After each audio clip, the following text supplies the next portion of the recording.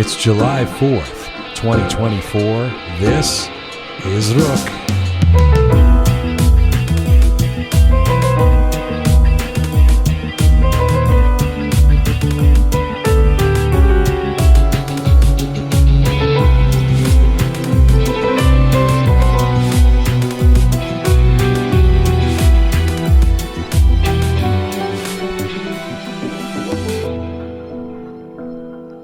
Hi there, welcome to episode 329 of Roqe Jian Gomeshi. Hello to you from Toronto.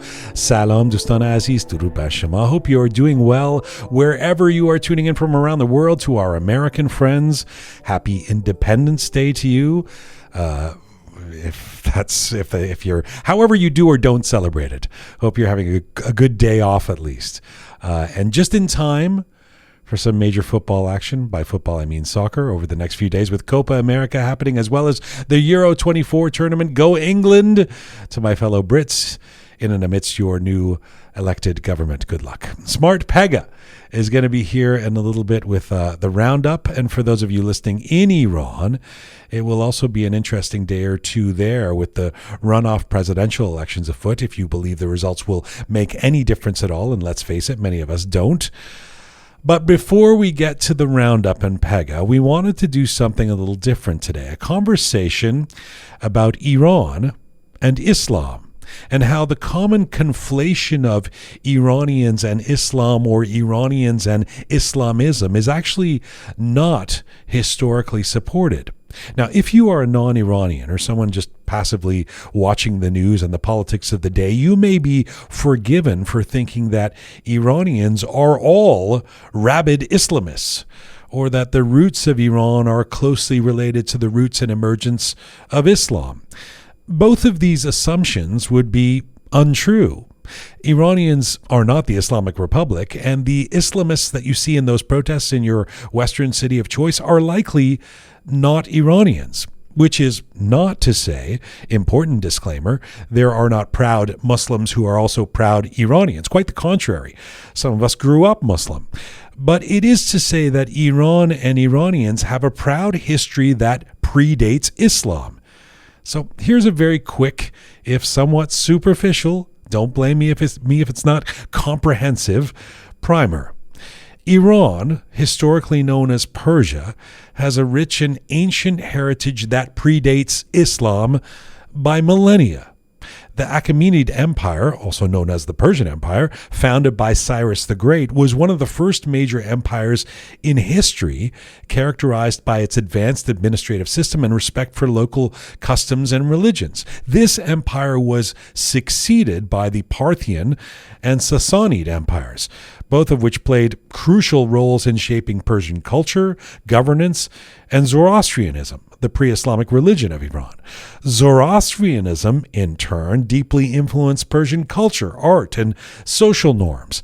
Persian literature, particularly during the Sassanid period, flourished with texts like Avesta, the Zoroastrian holy book, and the epic tales such as the Shahnameh, which were only later adapted into Islamic literature.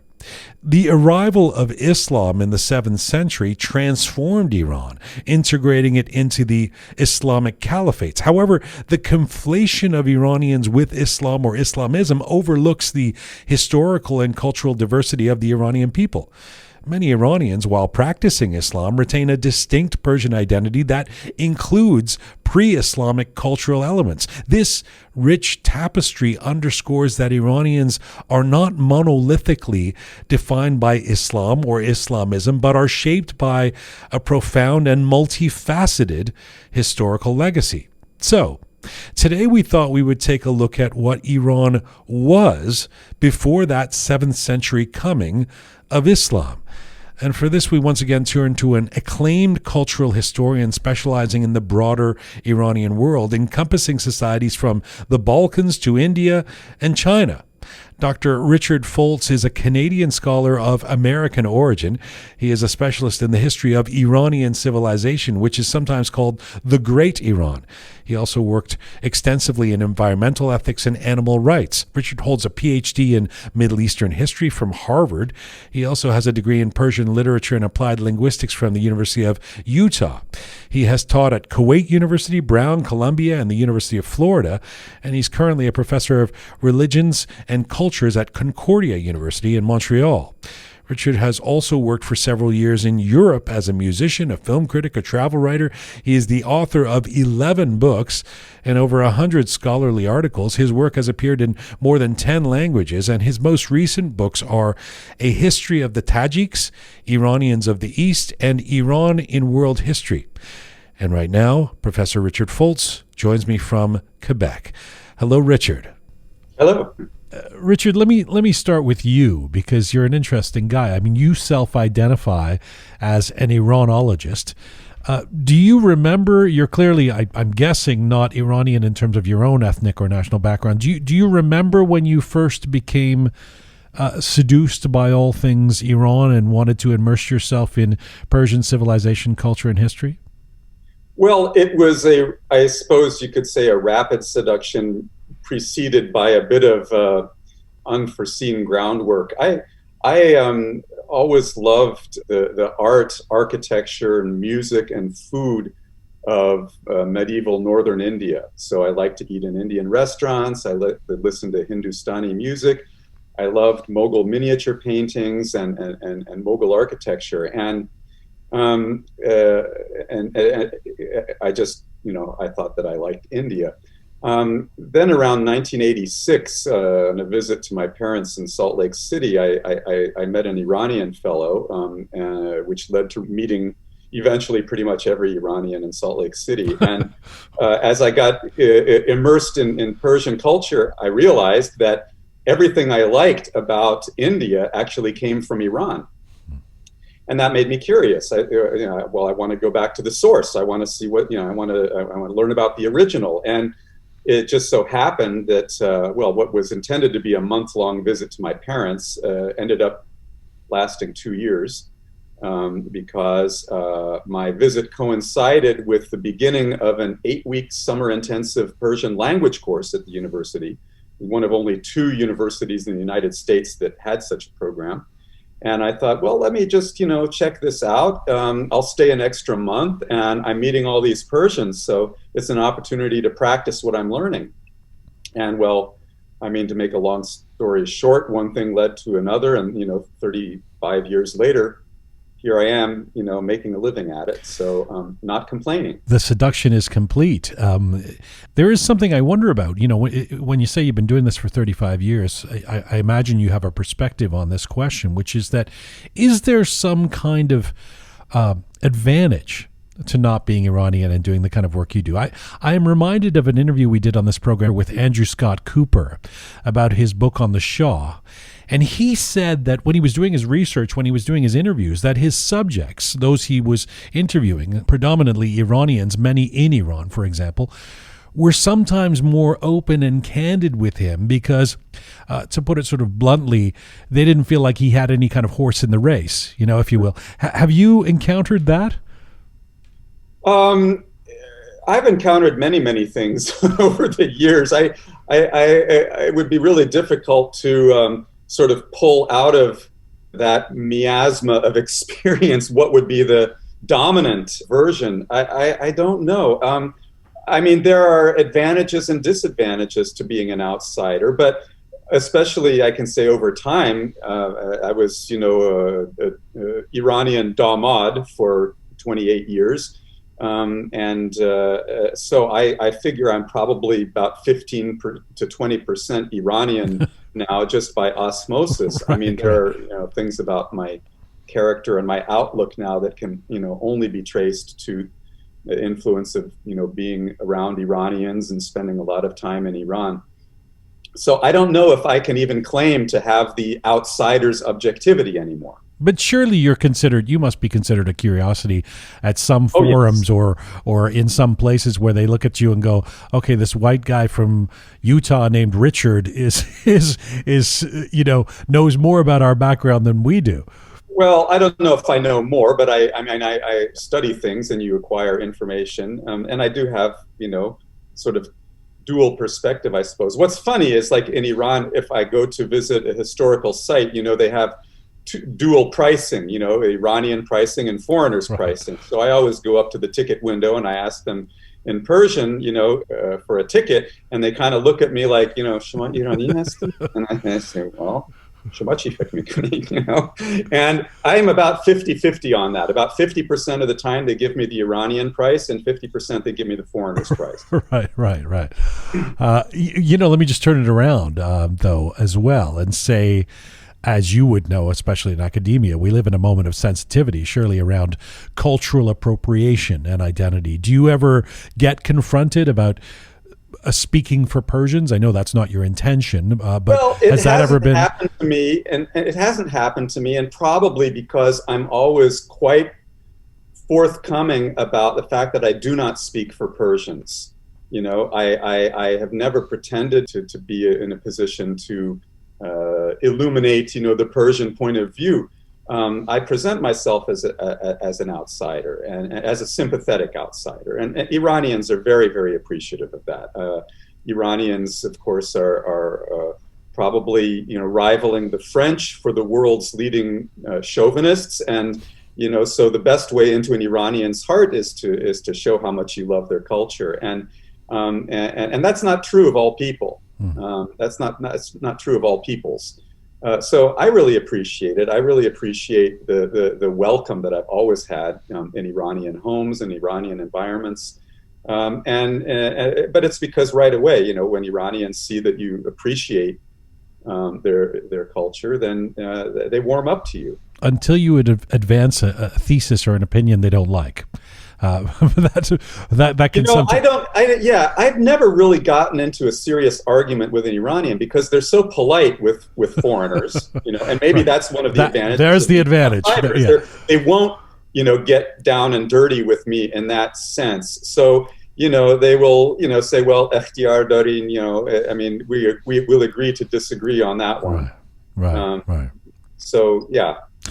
Let me get into this then, and you'll forgive me in advance if I ask some very basic questions, because if there's something I don't know about, it's history before 1400 years ago. So I come to you as a child looking for wisdom, and we do want to go way back. I mean, this conversation, it's interesting because it's kind of refreshing to not be debating what happened in the 20th century, but what Iranians are and who we are dating back thousands of years. So let me start with something very general. Iran gets talked about as being the nexus of East and West, situated at the crossroads. You often hear that, situated at the crossroads geographically, historically. But is it fair to say that Iran has culturally been situated at the crossroads of East and West as well? I think that it depends on what you're talking about. I think that yes, if you're going to talk about, say, the Silk Road as a conduit for cultural transmission over the centuries, you've got China on the one end and you've got the Mediterranean on the other end, and Iran is at the nexus of that. And it was Iranians, mostly Sogdians, who were Iranians, but Iranians who were the principal agents of this cultural exchange along the Silk Road throughout all of these centuries. I mean, China is trying to tell a different story right now. I'm maybe going to try to write a book to sort of counter that, recenter the Silk Road, as it were, where it belongs. But in that sense, you could say that Iran is a nexus. But in my book, which you mentioned before, Iran and World History, which was absolutely written for people who don't know anything about Iran, and it was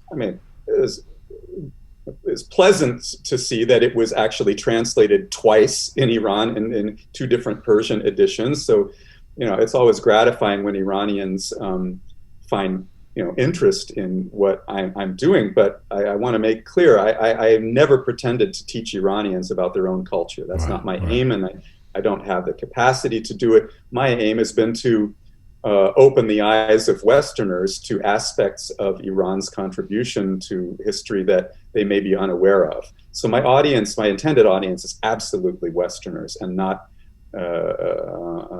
Iranians. And in this book, I take the approach of saying that as Westerners, it's important for us to understand, because we tend to trace our civilization, rightly or wrongly, back to ancient Greece and Rome. And if Greece and Rome are the foundations of Western civilization and Western identity, then I think it really behooves us to recognize and accept and to value the fact that this development of a self-conscious Western identity could only emerge through interaction with the mirror of the other, which was precisely Persia. Right. It was, it was through interactions with Iran that the Greeks and later on the Romans defined who they were. We are not them.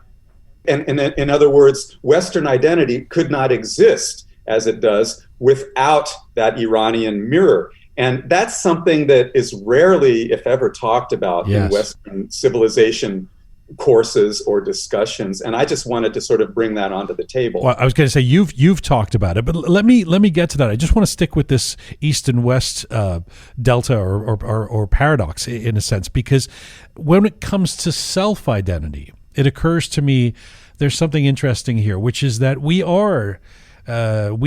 Iranians are distinctly Eastern. I mean, Iran is situated in Asia. If you look at the whole world, a map, and yet Iranians often identify more with Western Europe in some ways. I guess this is just one of the many paradoxes when it comes. A certain kind of Iranian does. I think, especially from the 20th century onwards, even probably going back to the 19th century, when a lot of wealthy Iranian families started sending their sons off to France and Germany to get educated.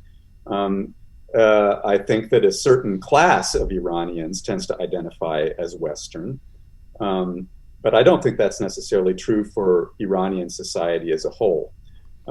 Still, there is a different treatment, a different view of the West that one sees in Iran across the society, across all classes. And I've been reminded of that by some of my Afghan students, for example, when I talk in class about how Iranians are, so xenophilic. They really love foreigners. They really love guests. Right. It's famous for being such a hospitable country. And my Afghan students will say, well, that's your experience as a Westerner. That's not our experience as Afghans. Right. Yes. And which is interesting because Afghans are actually, historically the same people as the Persians in so many ways. But I'm not going to try to explain that. But if you were to getting into this question of the roots of Iranians and Iran, if you were to, in a nutshell, explain it, how should we view Iranian culture and civilization in the pre-Islamic era? How would you describe it simply? Well, I begin my discussions of Iranian civilization about 2000 BCE for the very simple pragmatic reason that we have access to some data which indicates that there was something present at that time that we could characterize as an Aryan self-identity. And of course, Iranian means Aryan. It's etymologically, it's, the word, it's reconstructed in historical linguistics. Aryo is probably close to the form that existed 4,000 years ago. And it was clearly a self-designation. And it probably meant something like, we the noble people. Right. So our group, our people, are more noble than other people, and that's us, and that's what Arya means. And so that is a term that continues to appear in different forms and different contexts in different parts of the world right up to the present day. And of course, and nowadays it's contaminated by, its abuse by the Nazis in the 1930s. So we have to sort of bracket that, set that aside, say that's a special case. We're not talking about that. But the word has a legitimate history, Aryan, and I think that it's legitimate to use it as a synonym for Iranian because it's the same word in terms of etymology. So what are some of the things that enable us to go back 4,000 years and to actually locate it geographically in the southern Ural Mountains? 4,000 years or 3,000 years?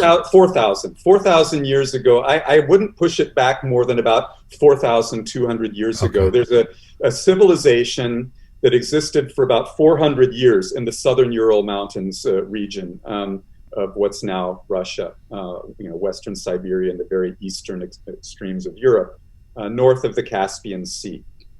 And this region was inhabited by a people over the course of about 4 centuries that archaeologists refer to as the Sintashta people or the Sintashta Archaim people. And this is, archaeologists always name cultures after locations where they find a certain, set of cultural relics that, that seem to constitute a culture.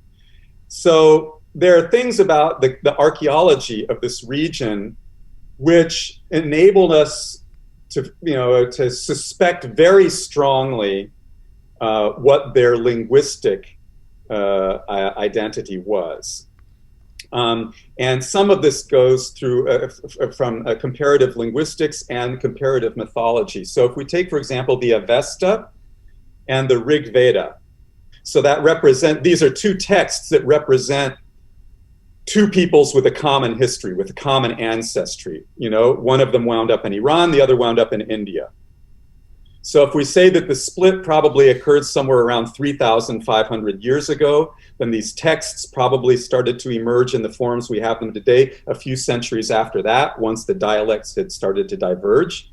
So we compare both the language itself and what the language tells us. So for example, in historical linguistics, you have something called isoglosses. So you take a word and you can plot that word on a map historically. You can say, the word for birch tree.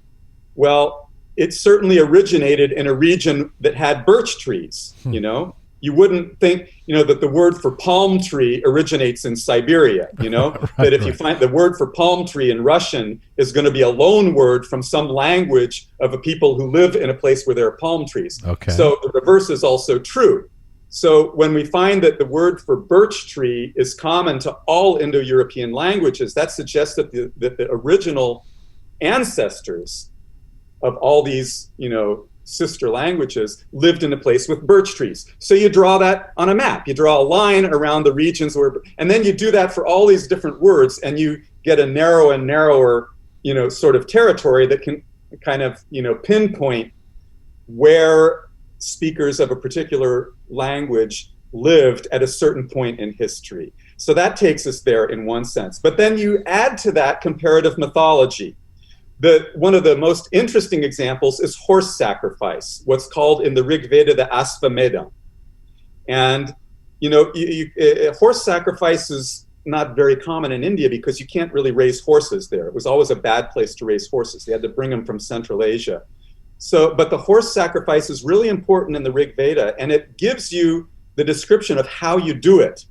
Now, they found burials in this Sintashta region, the southern Urals, dating to about 4,000 years ago, which clearly have followed the prescriptions for horse sacrifice that are spelled out in the Rig Veda. So that, again, it's another way of tying this to this Proto-Aryan culture. So, the thing like the horse sacrifices is not something that we relate to today.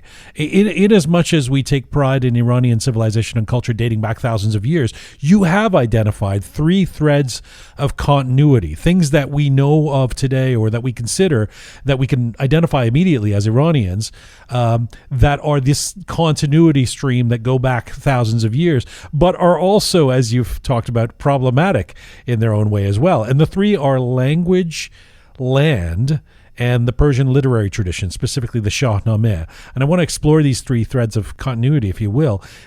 Let's start with language. Yes. So Persian is a member of the Iranian language family, which is itself a subgroup of the Indo-European language family. So, distantly related to English and French and Russian, Armenian, and much more closely related to, Hindi and Bengali languages of India, because, as I mentioned, Avestan and Vedic were very, very closely related languages going back to the second millennium BCE.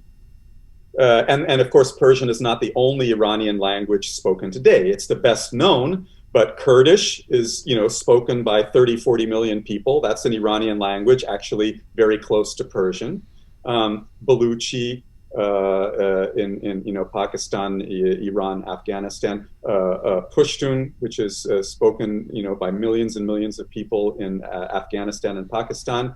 And many, many smaller languages, such as those found in the valleys of the Pamir Mountains in Tajikistan, and also in the Caucasus Mountains, in the Central Caucasus, where I've been living and working a lot of the last 2 years. The Assets are speakers of an Iranian language distantly related to Persian. Is that why it's problematic? Because Persian doesn't represent all Iranians? Because yes, this is the point. And after I published this book on the Tajiks, because they've been subjected first to 70 years of Soviet nationalist propaganda, followed by 20 years of Tajik nationalist propaganda, and they've completely lost touch with historical reality in terms of who they are and where they come from. And actually, many Tajiks are offended when you call them Iranians, and which is ridiculous, because Tajiks, they speak Persian. It's the same language, and they have basically the same cultural history right up until 1747. As recently as 1747, Samarkand and Bukhara, belonged to Nader Shah's empire. So, but that gets lost amongst the nationalist diatribes today. So, but Iranian is the broader category. And when I call myself an Iranologist, I'm interested in everything Iranian. Right. Persian is a much, much narrower category, but it's the most famous one. It's the best known, starting with the Achaemenid Empire, which is often referred to as the Persian Empire. So that connection between Greece and Persia, is the beginning of this sort of dominance of the Persian aspect of Iranian civilization in the Western psyche. So do you think it's fair that we see, I mean, I bring this up because it gets said a lot, like it's been said to me a whole bunch, but we have the Persian language, it is much before the Arabs, like it's like we had this thing, and then and this is the way we can see our thread way before Islam, way before the Arabs came. And is it fair to embrace the Persian language that way? Well, it's a beautiful language with a great and noble history, so why not? I mean, I'm proud that it's one of the three languages I speak fluently. It's got such a rich tradition. I'm always telling my students when they say, "Oh yeah, I read a book by Rumi. It's so good." And I say, "Well, you didn't read a book by Rumi because you read it in English. If you want to read a book by Rumi, you have to learn Persian." Okay, so the only flag on the play is that just don't think it represents all Iranians, because there are other. It doesn't. Right. It doesn't. But the Shahnameh, which was one of the sort of cultural poles that you mentioned. Yes. I think goes deeper. Well, before we get away from Persian, we can say most Iranians don't speak Persian, or most Iranians historically have not spoken Persian, but most have known about it and respected it as a kind of linguistic role model. Wait, most Iranians haven't spoken Persian? Yeah, most Iranian peoples. What were they speaking? If you're talking about Assets or Baluch or whatever, these are Iranian peoples, or even Kurds, if you add up all the speakers of Iranian languages today, I wouldn't say that Persian speakers are more than half of the total. Oh, really? That's interesting. But my point is that whereas the average Iranian might not know anything about Ossetian, well, the average Ossetian definitely knows about Persian and definitely knows that Ossetians are Iranians, So I think that the Persian language does have this prestige. And it's seen in the literary traditions of all the neighboring peoples, from the Balkans, from the Albanians to the Uyghurs, including the Bengalis. Their literary traditions up to modernity are calqued upon Persian norms. Even writers who didn't know Persian wrote in their own language in a Persian way, according to Persian literary norms. So the Persian language, in that sense, has a status and a prestige that I think, in the last 150 years, it's waned dramatically, as we see French waning now. The French don't want to accept that it's not the language that it was 100 years ago, the language of international diplomacy. But before that, it was Persian. Marco Polo spoke Persian, because that was the language an Italian businessman who wanted to, do business on the Silk Road needed to learn it. The British, when they colonized India, they set up these chairs of Persian at Oxford and Cambridge to train civil servants, because if you were a young, ambitious Englishman who wanted to go make your career in India, you had to learn Persian to get a job, to go and work there. And that was up until 1837 when they switched to the official language to Urdu. Let me segue to the literary tradition that you mentioned, because that's a big one. And that's one that we regularly will cite. Most Iranians will say Rumi, Hafez, and then Omar Khayyam, and of course the Shahnameh. And this is something that we see as a thread of continuity through the centuries, through the thousands of years. What's problematic about that? Anything? Well, there's nothing inherently problematic about, being a culture which is literature-centered. I rather admire it. I'm a person who loves literature, and I bemoan the fact that we're increasingly entering a post-literate world where people don't read. So I really admire this about Iranian culture, that literature is so much at the very center of it. So I don't really find a problem with that. But of course, I think what you're maybe hinting at is that Iranians are prone to exaggeration, and I don't think anybody would deny that.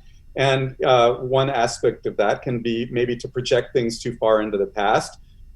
Persian literature is truly one of the great literary traditions, that humanity has produced.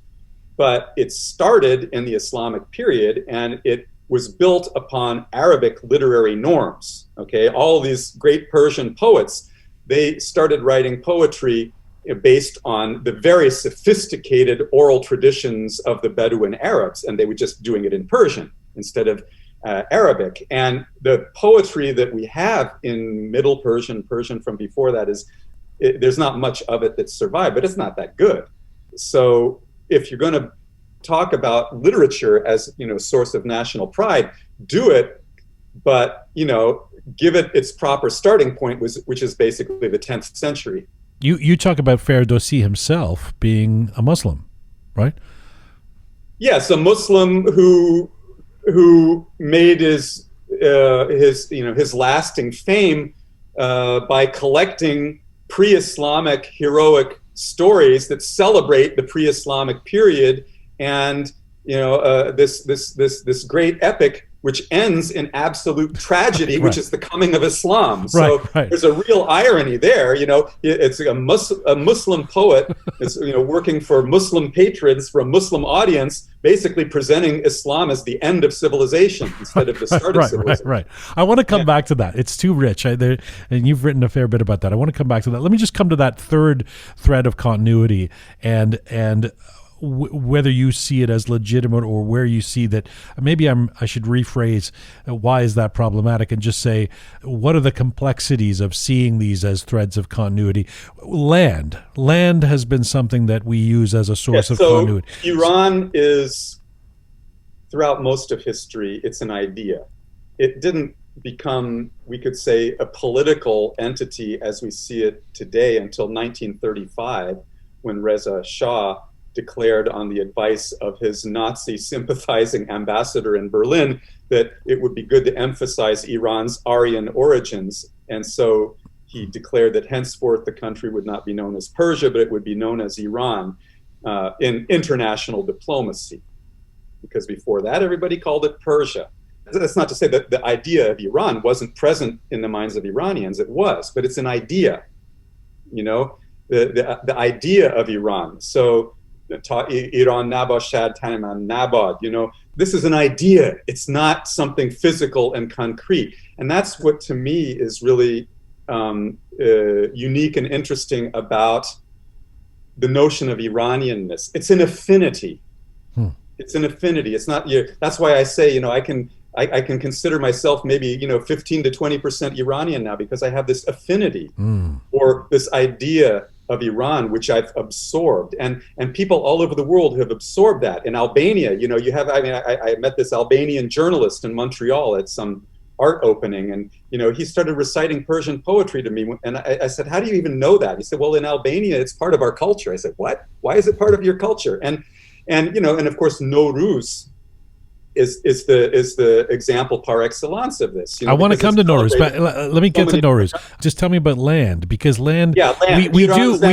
That's the problem, because there's this notion of Iran Zamin, the land of Iran, and it's got an earlier reflex, which is Aryanam Vayajam, which is a Avestan term, the land of the Aryans, but literally means the land of the noble, because Aryan means we the noble people. So Aryanam Vayaja, and so that later, the later expression of that is, in Middle Persian it's Iran Vaj, but today people say Iran Zamin. So, and for the average Iranian, I think that includes Kabul. I think that includes Samarkand and Bukhara. I think it includes Baghdad. Iran Zamin is not boundaried by the frontiers of the Islamic Republic of Iran. And that's what I'm always, telling my students. I'll show them a slide of the Middle East political borders today, and then I'll show them a slide of the extent of, the Iranian peoples, and they see that, it's a very, very different picture. And I think that when Iranians say the land of Iran, that's what they mean. But it's a feeling. It's a feeling. It's not a physical reality with established borders. And moreover, what's problematic is that in the earliest times, the physical land moved, because the Aryans were nomadic, and they changed their location. They started off in Western Siberia, and they moved into Central Asia, and then they moved into the South Caspian Plateau, and eventually Mesopotamia. So it's only been for the past, out of 4,000 some years of history, it's only been a little over half of that Iran has been where it is today, even as an idea. Or forms of where it is, because it would expand and contract with the Persian Empire and all of that, right? But let's just take note of the fact that the Persian literary tradition, which we talked about, which was developed in the 10th century, that took place in Bukhara, in Central Asia, what's now Uzbekistan. Not in Persia, not in Fars or Parsa. It wasn't Shiraz, it was Bukhara. And that's really significant. That is. I think. The more this is turning into one of those, the more I know, the less I understand situations. As you continue to talk, I'm going. That's the way it works. Well, is it? I mean, it's still difficult, because when you're talking about Iran as an idea, I understand that has been said poetically many times. I've heard that, but you're talking about it in sort of a granular way. This is like, this is something that shape shifts. It is confusing today as to who is and who is not an Iranian. Is it a person who lives in Iran? Is it a person like me whose parents and ancestry come from Iran? Is it a cultural mindset, an idea, as you're saying? And it begs the question, who were the original Iranians in the pre-Islamic era, and where do Zoroastrians and Kurds and Tajiks fit in? Well, again, for me, they're all Iranians, and I think that much is to be gained by taking the more inclusive approach, and much is lost by doing the opposite. And I don't understand it. I don't understand these arguments over who can and cannot claim to be Iranian. Again, I think it's an affinity. It's an affinity, and if you feel that affinity, then you belong. You're part of it. And even people who don't know Persian, if they have a feeling for these many manifestations of Iranian culture, then they're part of something common, whether it's the music, or whether it's the food, or whether it's the politeness, or whether it's the hospitality, or whether it's the poetry.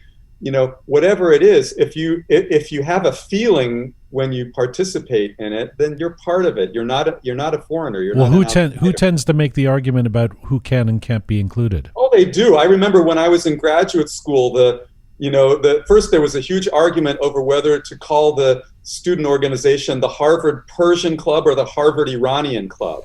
And when they had elections and this Afghan guy got elected president, there were all these people who were angry. And he's saying he's not Iranian. He's from Mazar-e-Sharif. Well, I'm telling you, this guy, and he's a really well-known reporter for Voice of America. He could recite the Golestan from start to finish. Right. I mean, he could recite the Shahnameh. He put them all to shame when it came to who's a real Iranian. He could make gourmet sabzi to put to shame all of them. But it was an argument. They were saying, no, he can't be president. He's from Afghanistan. So yes, these arguments occur. They break my heart. I don't understand that. All right. Let me. And by the way, your book about the Tajiks is fascinating, and you're the first one who's really done that kind of an in-depth study as a contemporary historian. I've had the joy of cracking the covers on that, and I hope that more people continue to check it out.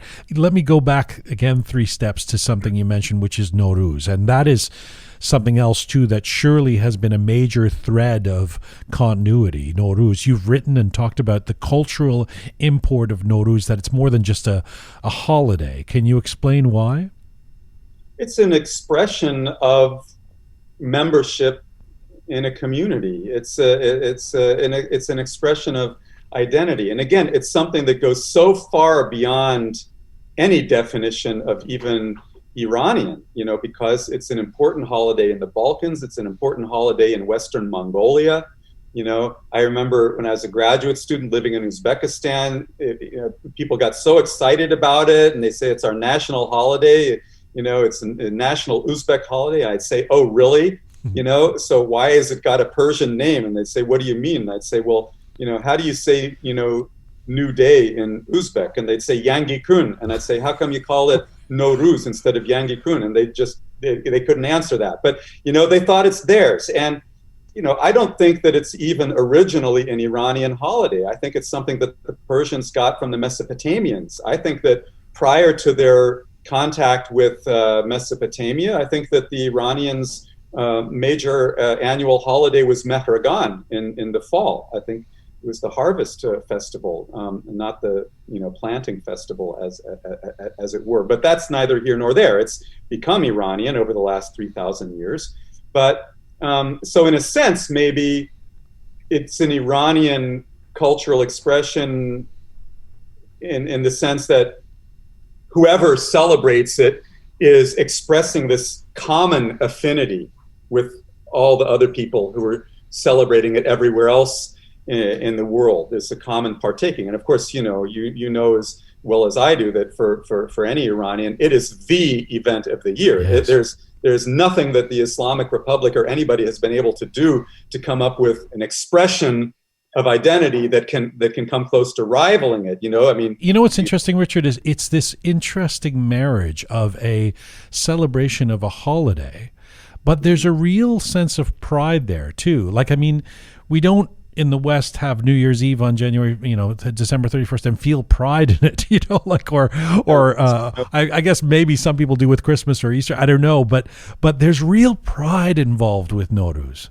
It's a real joyous occasion, and and Shiism is basically a culture of mourning. So there's a paradox there, that I am often, trying to explain to people, but because people tend to think, oh, Iranians, they must be really pessimistic and negative. And I say, no, they're the most life-embracing culture. They love to have fun. Well, boy, it doesn't look that way, in these Moharram celebrations. Well, there's more to the picture than that. But that really comes out, of course, starting, with Charshanbe Suri and going on for 3 weeks. You just got, it's just a nonstop party. And, whatever it is, it's one of the most essential ingredients in Iranianness that one could think of. Richard, there's something you said a few minutes ago, or at this point it might be about 20 minutes, half an hour ago, that I would be remiss if I didn't bring back to the conversation, because it's so interesting, and it's something that you've written about, I know, where you talked about Iranian civilization vis-a-vis the rest of the world. And it may be counterintuitive to some people that Iranian civilization, you've argued, has had an important impact and influence on the formation of Western civilization as we know it. I'm wondering if you can give examples of that. I mean, without being ridiculous about it, what do we see in Western civilization that would have come as a mirror, an attempt to mirror, as you said, Iranian civilization? Yeah, I mean, again, you define who you are by saying, I'm not that, right? So, but, you know, the Greeks, they weren't entirely negative about the Persians. You know, they had some positive things to say. And I mean, the Persians invented the world's first postal service, and, you know, the first knotted pile rug, and, you know, and a lot of other things. But basically, if you read ancient Greek texts, I mean, I did as part of my, you know, general education, you know, growing up. Well, they're always comparing themselves with the Persians. You know, I mean, take any text, and there's going to be some comment. It's like, well, the Persians do it this way, we do it that way. And the examples are endless, but it's always there. The Persians are always there, you know, sort of on the other side of the border, and they're the presence. It's not anybody else. I mean, sometimes it's the Scythians, who are also Iranians, but overwhelmingly it's the Persians. Whatever the Greeks are talking about themselves and what's normal and what's right, they give the example of the Persians, and then they say, and then this is how we do it.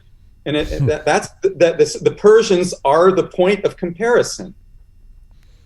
By the way, you're of American heritage, and you've been teaching in Canada. You know how Canadians self-identify, right? Yeah, we're not. Well, I live in Quebec, which is a different story. And okay, that's a whole other thing. Yeah, for that reason. The answer is not American. Is where I was going with that. You know, you can't really get a Canadian beyond some sort of tacky sort of symbols, the beaver or the hockey stick or something, to really identify what being Canadian is, other than we're not American. Yes. The fact that we as Iranians have this rich history and impact on civilization is a point of pride for many Iranians. And I have to go here with you and see, you know, just to try it out on you. But I mean, some of these folks who wear this with such pride would also not be caught dead being linked to the nation state of Iran currently, you know, the way it's being run and ruled. And yet there is this superiority complex about the past. From where you sit, are Persians justified in so-called peacocking? I mean, promoting ourselves based on our past, or is this just a way to come to terms with the negativity around how Iran is seen today? Well, it's probably both. I mean, I think that pride it can be a good thing up to a point, but then there's a point at which it's excessive, and there are times when it is, by virtue of being clearly unjustified, it becomes a basis for ridicule, and I think, you know, it's wise to avoid that. But again, I think that Iranians have a lot to be proud of, you know, like the French have a lot to be proud of. But, you know, what has France contributed to global civilization lately? You know, I mean, how long has it been since the croissant was invented?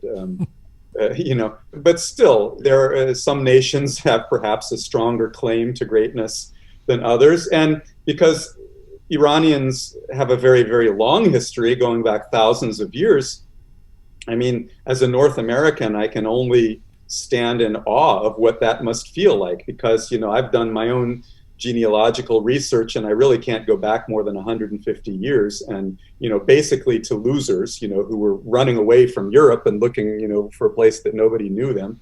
So, you know, I don't have much of a past to be proud of, and so I'm in a sense envious of people who do. But the past is one thing and the present is another.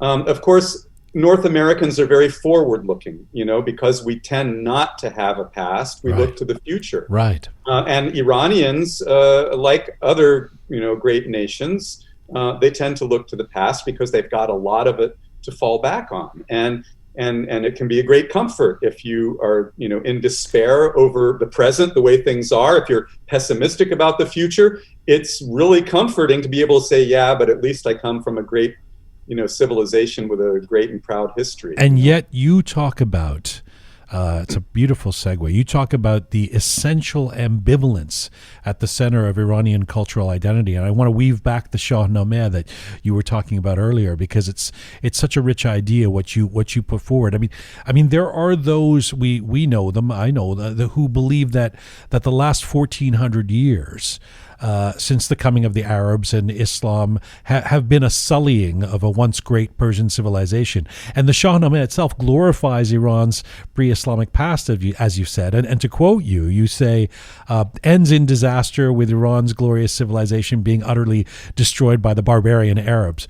Was it all downhill after 650 BCE?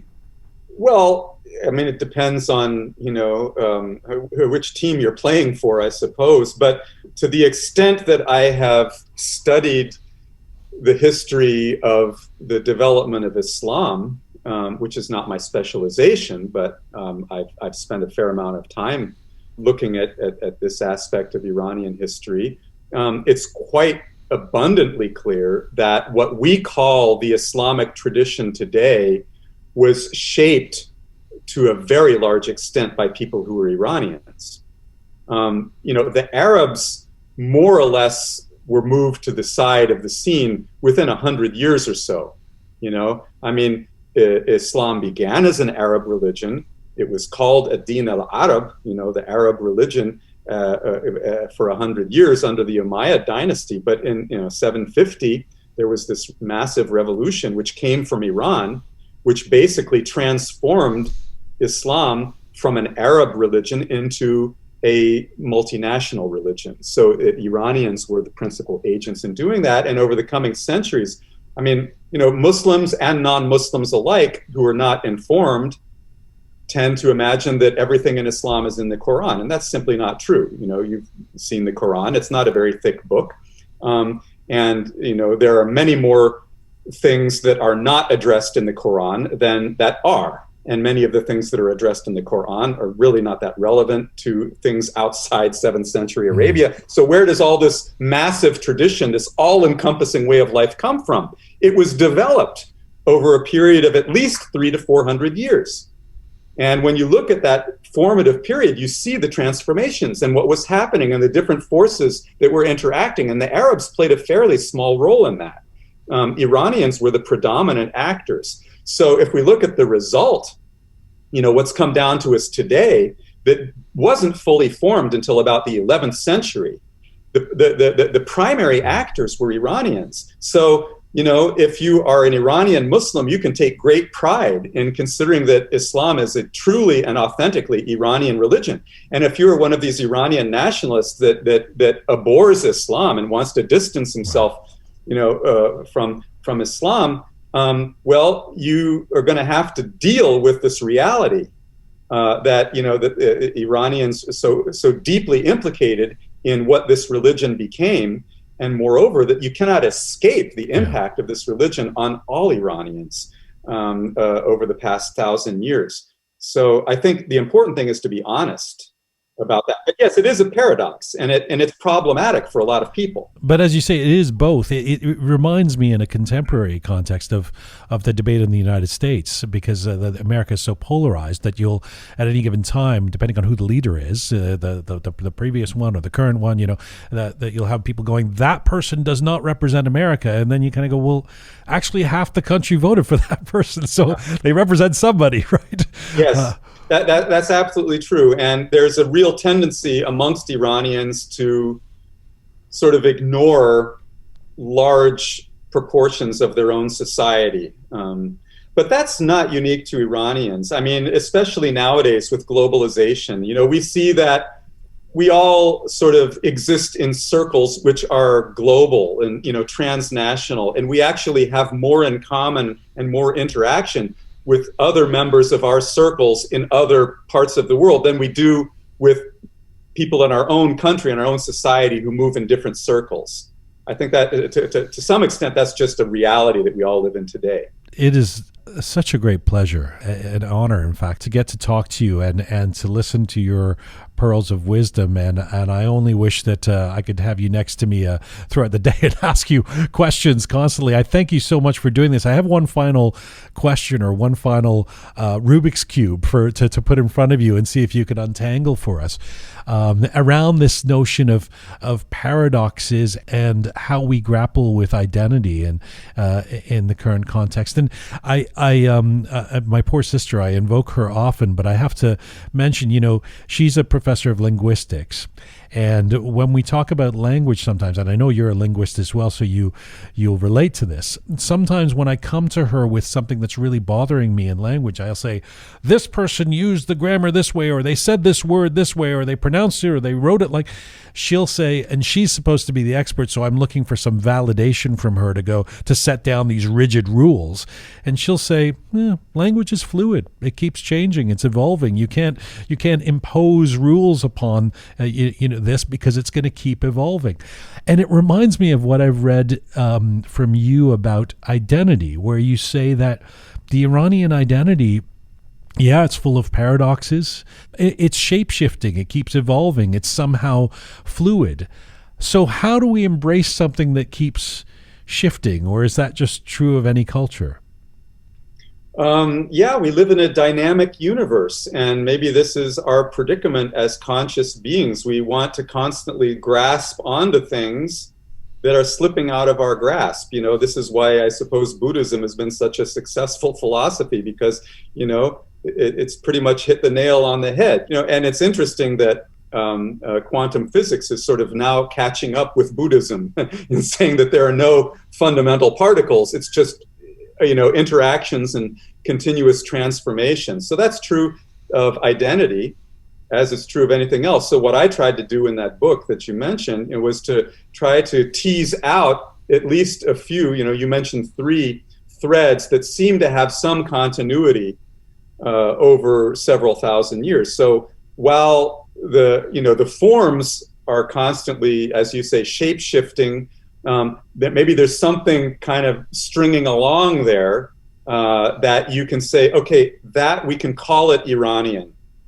And to the extent that one is connected to that, well, one is tapping into that identity. It's been a great pleasure. I thank you for this today. Thank you. Bye-bye. Khudafis. Khudafis.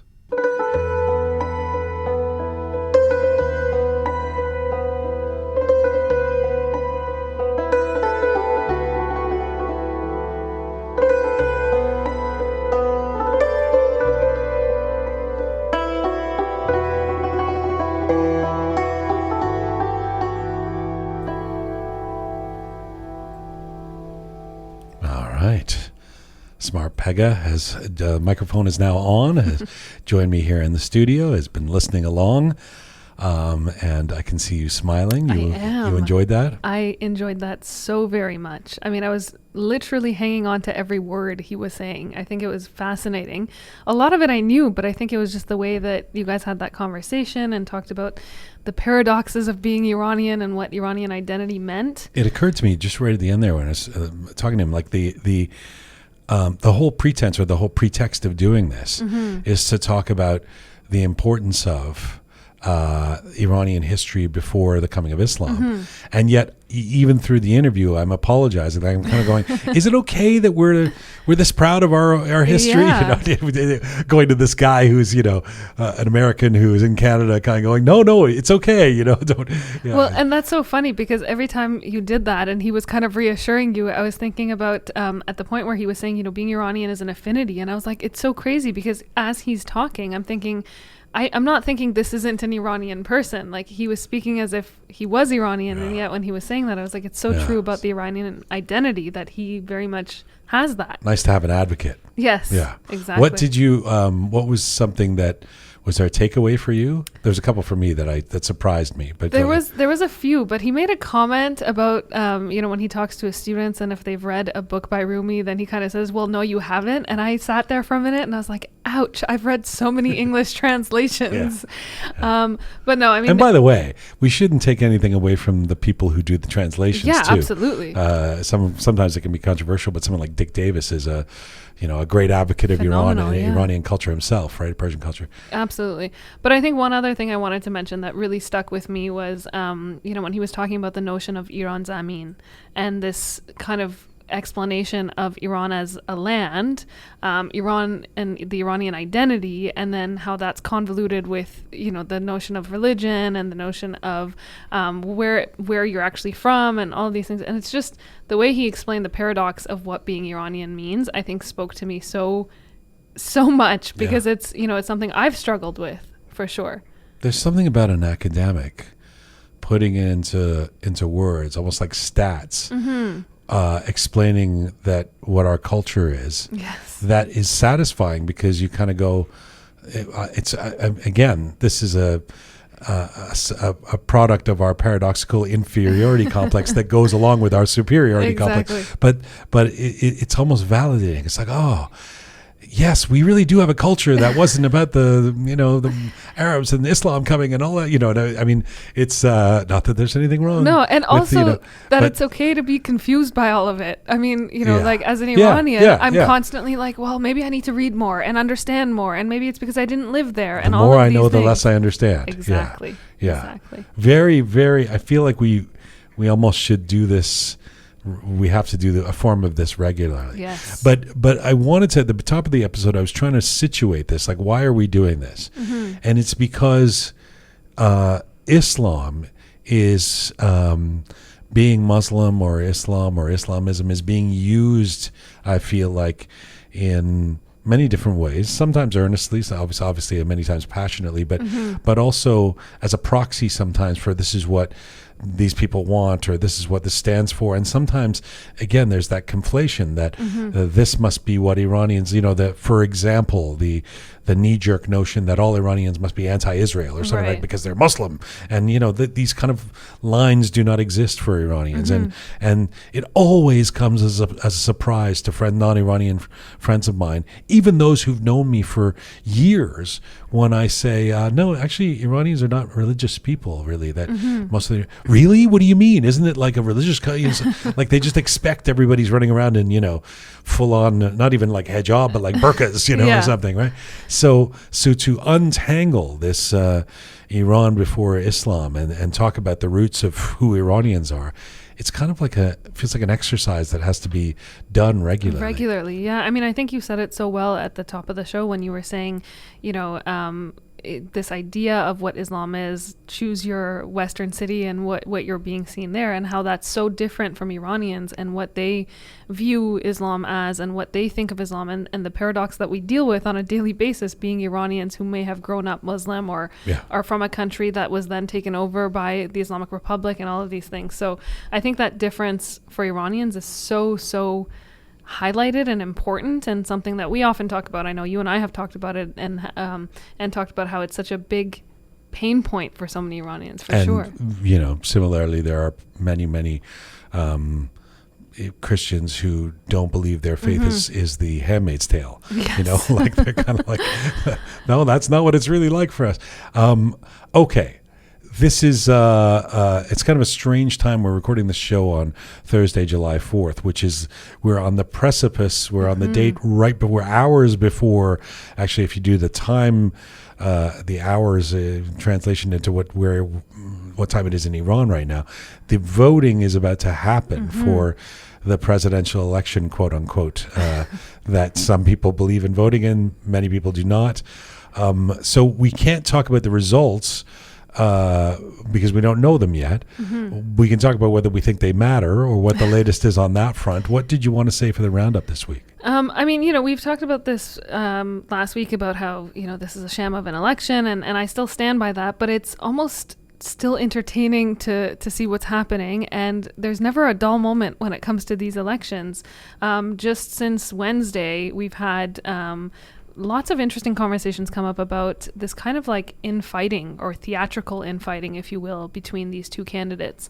They've been, going back and forth at each other.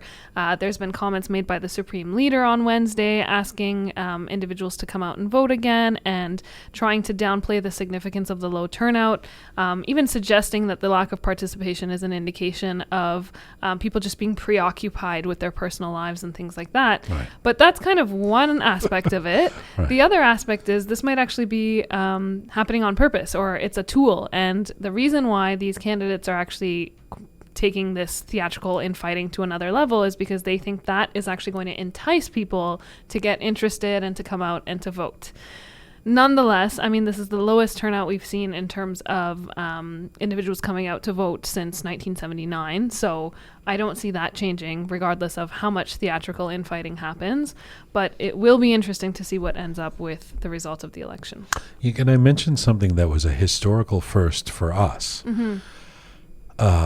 And I really don't know the answer to whether this is a measure of how Roqe has grown or a measure of how the presidential elections have evolved recently in Iran to wanting to do PR. I don't know what it is, but for the first time, and it was kind of through a strange obstacle course of humans that the message was delivered to us. But we were told that we can do, if we were offered an interview with a couple of people representing one of the candidates in this presidential election in Iran. In other words, they thought that there would be some worth to do an interview on an English, albeit global Iranian podcast, which we've never had anything like that before. So I don't know what to make of that. That could have been just like one candidate's camp, the so-called sort of reformist candidate thinking that this would be, a smart thing, and it could have been just a couple of people, and maybe there's nothing else to read into it. But the notion that a lot of all of this is done for PR now includes reaching out beyond the borders of Iran, maybe. Yeah. I mean, I really do think that the Islamic Republic is facing a crisis of legitimacy. I mean, we've seen that over the last couple of years more than any other time in the last 40 some odd years, right? And I think this is yet another way that we can solidify that, is the fact that they are looking at these PR stunts, whether it be through English media like us or any other media sources. But I don't think it's going to change anything. I mean, the fact that over 60% of the electorate, the people who could vote, abstained in the first round of these elections is sign enough in and of itself. By the way, for anyone wondering, I did entertain the idea, but went back and said to them, we're not going to just bring you on to have a platform. If we bring you on, we would consider doing it in the form of a debate where somebody, and the debate would not be whether you're the best candidate. The debate would be whether there should be an election, and whether this election will change anything. And you can debate that and then represent your candidate that way. But they didn't like the idea of the person that we had to debate with them and stuff. So it kind of went away, but yeah, it was an interesting development. So do you care to make any predictions about what's going to happen? I mean, I'll just say that I think Pezeshkian is going to take the lead, only because... Oh, you think he's going to win? I think he's going to win. Really? Yeah. Oh, how and the reason I say that is because he was leading by, I think, like 3% or something in the initial voting. So of the people who voted, he was kind of at the forefront of it. But that's not taking into consideration any conspiracy theories of they don't want him to win or any of those other things. And would that foster in a new Khatami-like Oh no, it's not era gonna. I don't think it's gonna change and, anything. No, it's just me saying who I think is gonna win. But is it gonna matter? No, not at all. Right. So you're saying that you saying who's gonna win doesn't matter? Not at all. I in wish. the Islamic Republic. I wish.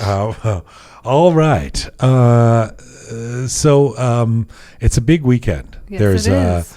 There's British elections, Iranian elections. More importantly, there's a lot of soccer to watch, a lot of football. So much. I'm so excited. So much. I'm going to be watching football all day tomorrow, See, basically. and you never even, this is new for you, right? Do you know how it works? Do you know the rules? No, please tell. Your sister watches football. My sister's more of a fan, but I'm sorry, I grew up playing football, so yes, I do know the rules, and yes, I enjoy it. I play soccer. Yes, What football. do you play? What position do you play? Striker, sweeper, and mid-right.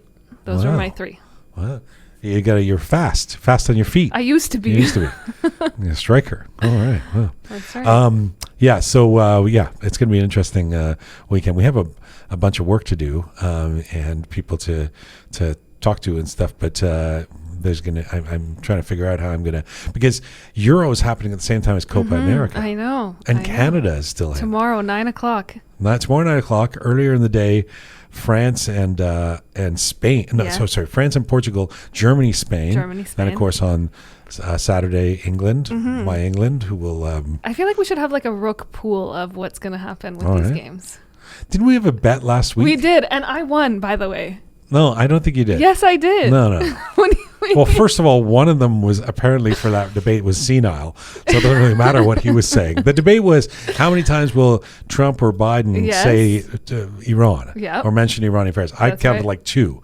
I said it was going to be less than 5. And I said it was going to be more. And it wasn't. And it was more. No. There was an official count. Well, first of all, you couldn't understand what Biden was saying, so we have to eliminate him. And then Trump was... For the record, I have just stats lying. that show that it was more than 5. Really? So, yes, I do. All right. So I owe you like a... Juja kebab. Swiss chalet. To those not listening, to those not in Canada, Swiss chalet is a chicken delicacy fast food we have here. Juja kebab on me. Yes, all right, perfect. All right. Unless England beats Switzerland. No, I'm hoping England. You're pro-England? Yes, of course. چطور شد؟ نداشتیم دو بحال. We do now. Thank you, Smart Pegah. Thank you. Thank you all for listening. We're very interested to hear if you have any thoughts on this episode. You can always post on any of our platforms, of course, in the chats, but or post comments. But you can also email us at info@roqemedia.com, info@roqemedia.com, where you can also get in touch with us if you are interested in working with us here at Roqe on a volunteer basis or helping out in some way or even looking for a job here. info@roqemedia.com is the email address. This is Full Time for Roqe for today. Our website for all things Roqe related, roqemedia.com. roqemedia.com. By the way, it was the 8th anniversary of the death of Abbas Kiarostami today. And so we just put up a Roqe moment you can find on our website or on our Instagram at Roqe Media, speaking to his son, Ahmad Kiarostami. Thanks to the amazing team who put this show together: Super Parisa, Smart Pegah, Savvy Roham, Talented Anahita, Methodical Kabe, Savvy, Roham, Bearded Omid. Thank you to all of you out there for supporting us and sharing our content. Please subscribe if you haven't done so already. Find me on Instagram at Jian Gomeshi. And as ever, Mizun Bashin.